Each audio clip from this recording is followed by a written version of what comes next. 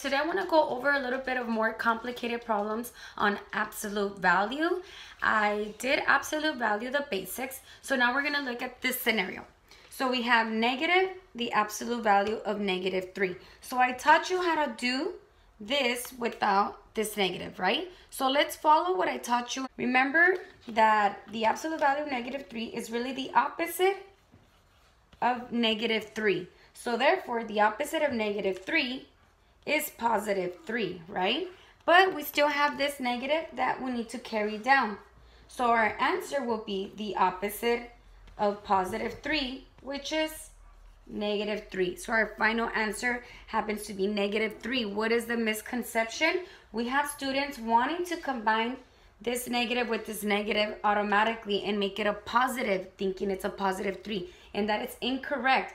Order of operations says you have to do absolute value first before you combine these negatives in multiplication. So you must do the absolute value. So again, absolute value of -3 is really the opposite of -3, which is +3. Then we still had to bring down this negative. So this becomes the opposite of that +3, which your answer is -3.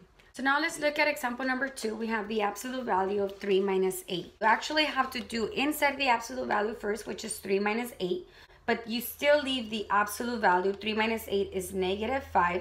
So now you have the absolute value of -5, which we know it really means the opposite of -5. So our answer will be, for this problem, +5. Okay, now we have example number 3. We have the absolute value of 3 minus the absolute value of -4. So in this case, you don't combine these first. You actually have to find the absolute value of each number first. It's different from the previous problem.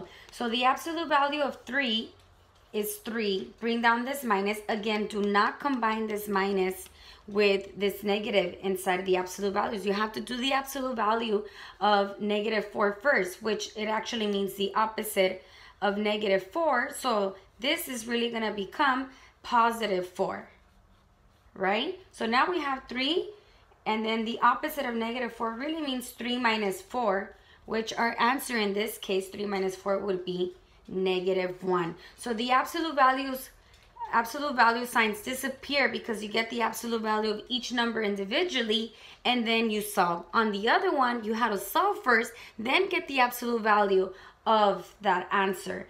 Hopefully this was helpful and a little bit more clear. Your girl saying arriba la vida. Suscríbete.